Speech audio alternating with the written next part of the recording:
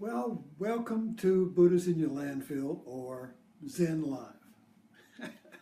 Remember, my understanding, the way I present Zen is that Zen is a satori or insight or truth discovered or, oh, I see, oh, or understanding. So it's a Zen Live would be, let's understand something now.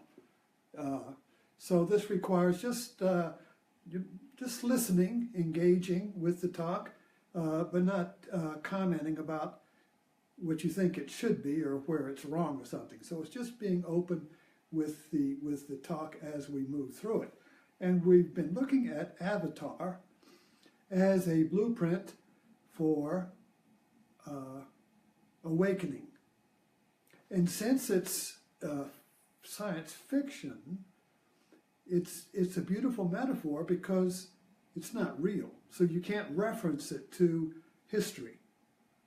So that eliminates that. So what is the reference then for a science fiction metaphor? If it's not history, since it's not possible for it to happen, yet it's pointing to something. So what's it pointing to but in us? So Avatar is a blueprint for our own awakening. And that's not the awakening of humanity, but my awakening, you see, because it's only you and me who can awaken. You can't do it as a group. You can't do it as an object. So there's a shift here from thinking about humans as an object to who am I? So the metaphor of Avatar is that je suis Jake Sully. Je suis is the French word, I am. And this was made popular, remember, when the assassination of the cartoonists in Charlie or whatever, and the signs were je suis Charlie. So this became a popular way of saying I am that, you see. So when it comes to a movie, to understand the metaphor and its transformative power, which metaphor is when it's properly understood or engaged, is je suis Jake Sully. So we left off yesterday trying to get an idea of what the sky people and the Navi of Pandora metaphorically represented, not exterior like. And the problem with the Avatar is a lot of people stopped short in their understanding of it and made it into a empire against tribal people or Native Americans or something referencing to history. So as soon as you reference something to history or to something external, you lose the metaphor's transformative power because the reference in great metaphorical movies is you and not you as a thing. So let's take a look at the yesterday's map. Was that the sky people represents thinking, a reality created by thought, a reality created by story, and a reality in time. So the sky people were there on Pandora to get unobtainium, great word, but they're in time. You see, they were in history. But the Pandora people had no history. They were timeless. You see, and this is of course is typical of civilization lives in time, has a history, but Aboriginal people have no history. But this is also pointing to a way of living in which you are free from time. So when Jake Sully goes from sky, time people, to Pandora people, he's moving from time to timeless. And the timeless is now. So now, so this is moving from time to now. So when we'll finish up here, so when Jake Sully combines, remember at the end, he dies to his sky person body and is melded with the Avatar body.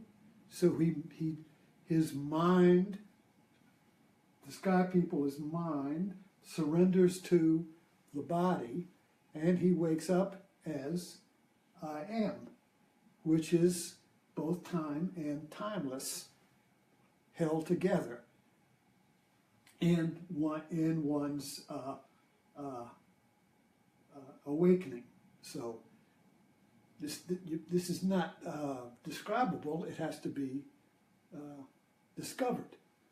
So this discovery is always available now, because now is always discoverable when we live in past and future. And this happens to us all the time, when we suddenly discover now, which is an awakening to our being lost in thought. The biggest example of this is when you're driving and you find yourself daydreaming, you're lost in thought, and suddenly you wake up to now and where in the hell am I? Did I pass or you hit the gutter, or a car comes at you or something, whoa, wakes you up, and you realize you were a sky person. You were lost in time. Thinking is time. So lost in time, lost in thought, is separated from now, and we're always getting jerked back into now. We're always abruptly awakened to now. So this is kind of like a mini, that is just a mini version of the whole movie, where Jake Sully, as the sky person, was lost in time, daydreaming a dream, and he was suddenly and abruptly awakened into now.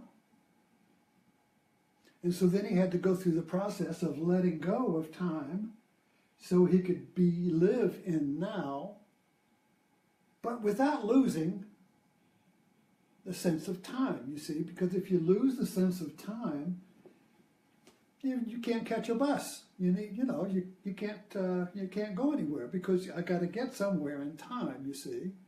So we need the sense of time. But the difference is, in the sky world, one is lost in time because we've lost touch with the ground of now. And the ground of now is the primary awareness, and time is a secondary awareness, a later evolution of consciousness that was superimposed over now. But our culture has made time the primary and only awareness, and we have lost touch with the ground. But we have to find the ground. Where is it? Well, we've projected it into time. So now we've got to get to the ground of now. Now we have to get to the promised land. We have to get to the goal at the end of the rainbow in time. So that just avoids now all over again. So that's kind of like where we left it yesterday, getting an idea of this and the separation between the time mind and the now mind is the abyss. And of course, in the movie, it was the last shadow that Jake had to leap upon in this insane act. So let's move on. And the title of today's talk is, Are We in Free Fall Yet? Now, Joseph Campbell, I hope you all investigate or read him. Hero with a Thousand Faces and his other works. But he was a mythologist, and I've been studying him all, you know, everything I know is from him, particularly my understanding of metaphor. And so he basically said modern man is in free fall. Since the Enlightenment, we have, with our rational time mind, with our rational time consciousness, we've cut our way from the great myths that held us in place, and we have no ground beneath us. So we're constantly looking for the ground we've lost because we've cut away from the great myths that held us in place. So we're in free fall. And the best movie, and movies are our myths now. You know, it used to be you had your Greek mythology, your in Christianity, the biblical stories, the biblical mythology. So every religion has a mythology that holds everyone in place and explains everything, you see. So mythology is not fantasy. So we have left these ancient mythologies, and the only myth-making facility we have now is movies. So, and there are great movies, and there are shallow movies. TV series are now mythologies. Breaking Bad, House of Cards, Mad Men. I watched Mad Men 3 times. I loved it.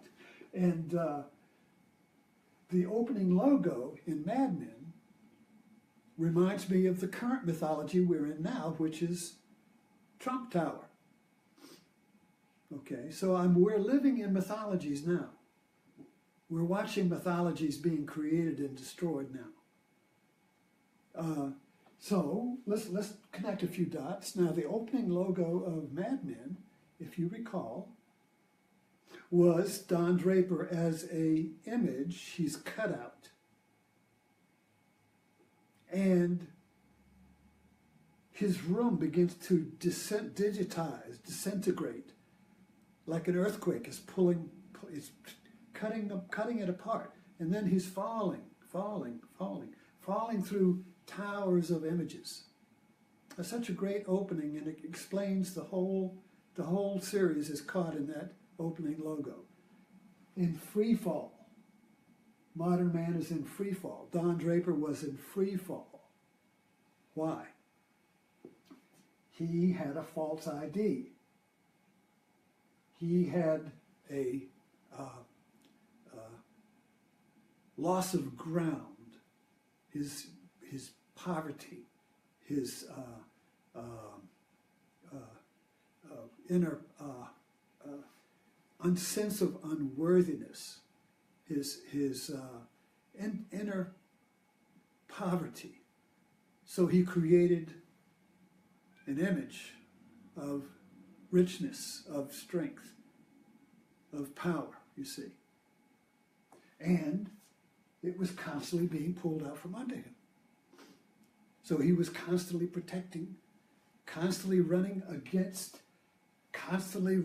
against these moments of vertigo. Remember, we've been talking about vertigo. He would run up against a moment where he would be reminded, or he would believe he would be exposed. That was his big fear, of being exposed, and everybody would know he's poverty. Everybody would know he's nothing. So it was the fear of nothing, the fear of being vulnerable.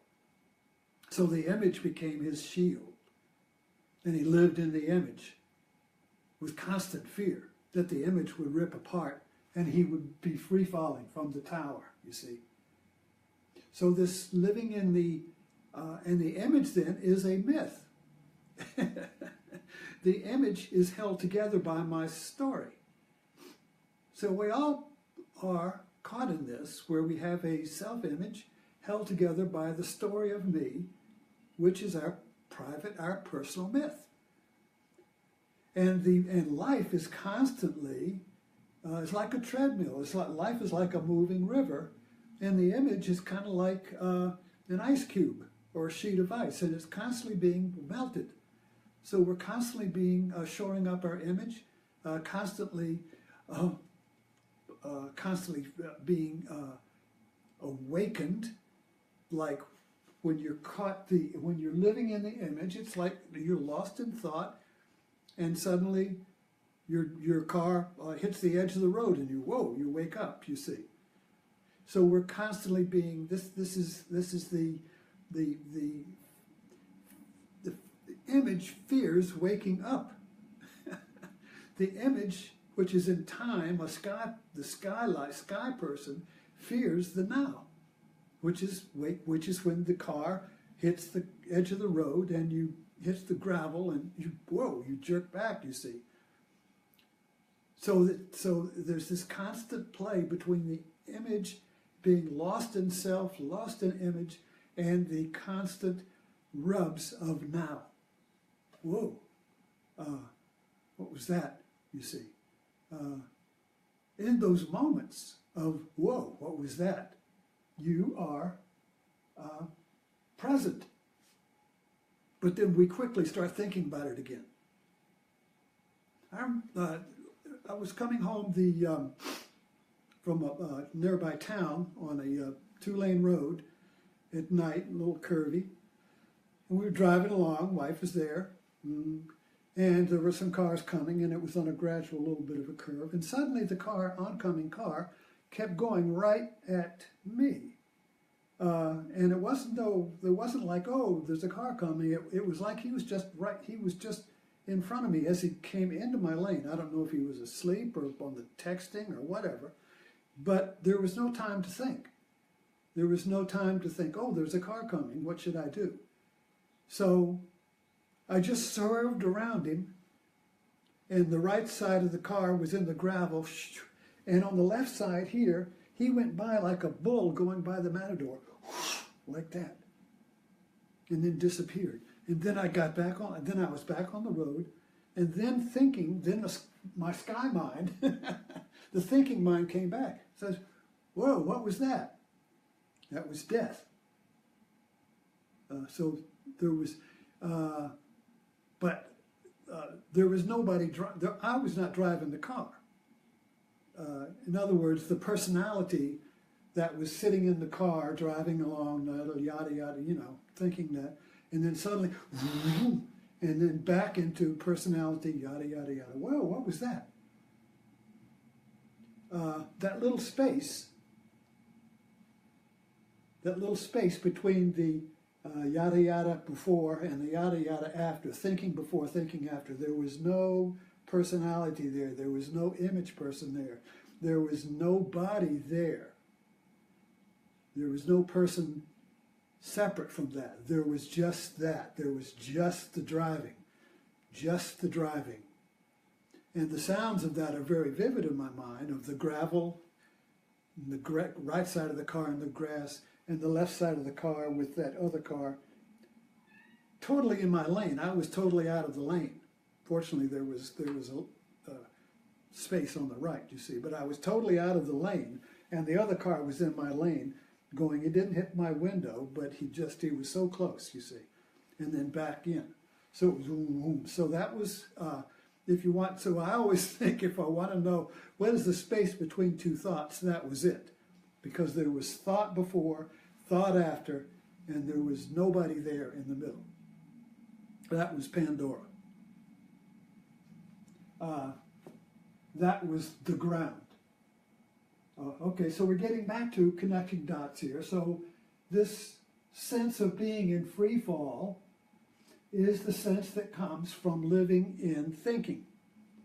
And thinking is held together by image. So we have a self-image that's held together by the story of me.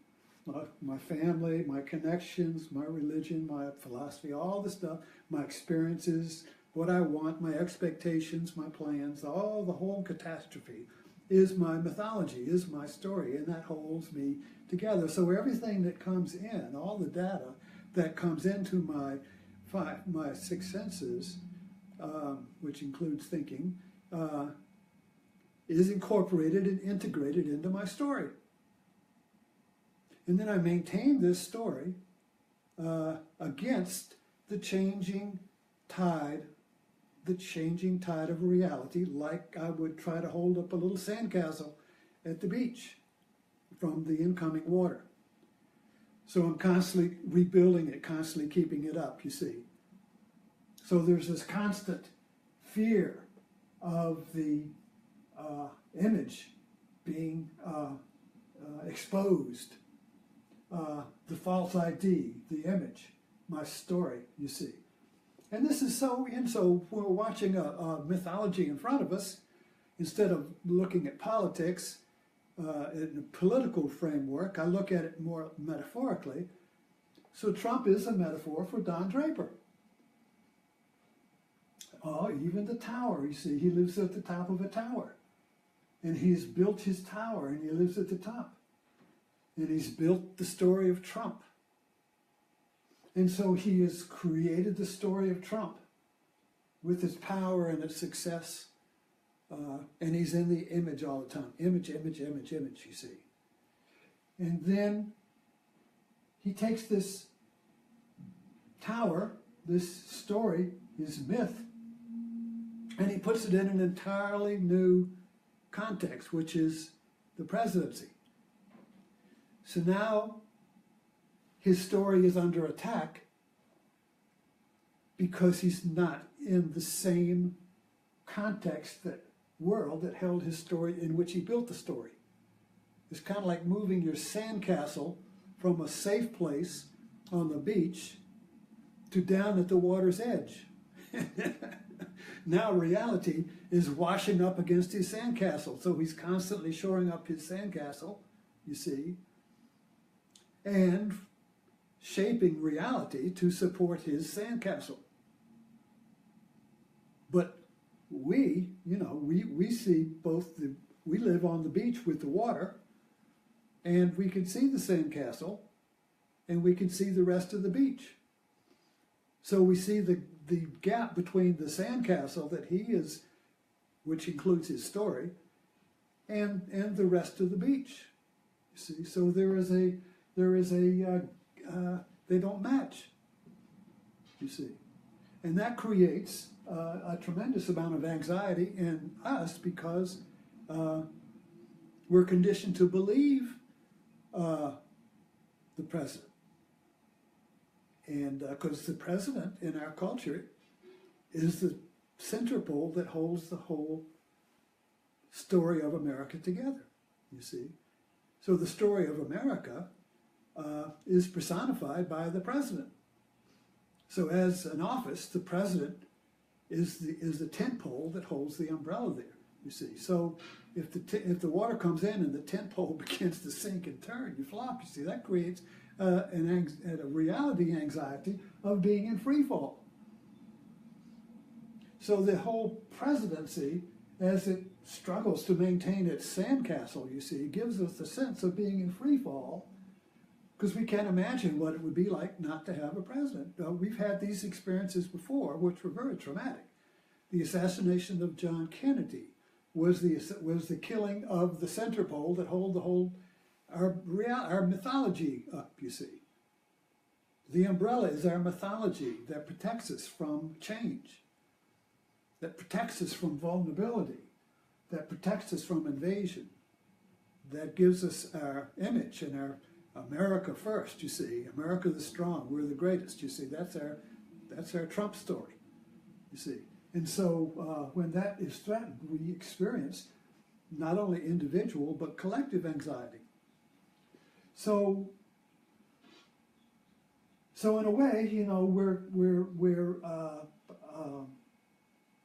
all of our umbrellas of the sky people, all of our mythologies and our belief systems are being challenged today and shaken like little earthquakes, you know, wait a minute, what was that? What was that? You see, it's all being shaken because the world we have created is fluid now, is changing. It's all changed because of the internet and the global economies and the interconnectedness of everything. And the boundaries that used to depend upon are now transparent. Everything is flowing back and forth, you see. And so there's a sense of losing boundaries, of losing center, of losing identity, of losing power, and becoming vulnerable. So there is a reaction to that, you see, which Trump, of course, answered by creating a story of being invincible, of being number one in everything. And so, but the reality we're living in doesn't hold that mythology anymore. So we're in a place now, like Jake Sully, where we have to rediscover who we are in the present moment. So we're really in a search for a center in ourselves that holds, because we can't depend upon a center in the external world, because all those centers can't hold anymore. It's like you're at a beach with a whole bunch of umbrellas, and you have to get under an umbrella or a reality in order to get away from the burning sun of the now. So in order to get away from the sun, which you might say the light of awareness, we get under a shade of an umbrella, which would be a thought umbrella, that to protect me. So my thought and my story of reality would be the umbrella, and we try to get more people under the umbrella, because the one with the most people becomes the dominant reality. See, we got the truth because we got all these people under here. You're wrong because you only got a few people. You see. So that's a good image of the beach with everybody, and everybody under one umbrella tries to convert other people to get under their umbrella. Well, you're wrong, and I'll show it to you. We got a better umbrella, so get on. But they're all getting under the umbrella to be protected from the light or the heat of truth, or the heat of awareness. If you want to put it in a spiritual context, the heat of God. You see. So that's why I have my life has been basically a search for the now in myself, the ground of my being that does not depend upon some external flagpole or umbrella, some external father or some external mother or some external authority or some external center. So my whole practice has been to, when I discover my dependence upon a tent pole and an umbrella of thought, is to invite it to collapse. And as it collapses, I become more able to withstand the light of awareness, you see. And that is great liberating, because then you're free from having to live under a mythic umbrella. And that's the dance of Zorba. And that was the ending of Mad Men, when Don Draper was free from his false ID, depending upon a false umbrella. And it was also the ending of Avatar, when Jake Scully became I am instead of I am this or that. So anyway, let us stop there, and I'll see you at Martini time, and who knows what we'll talk about.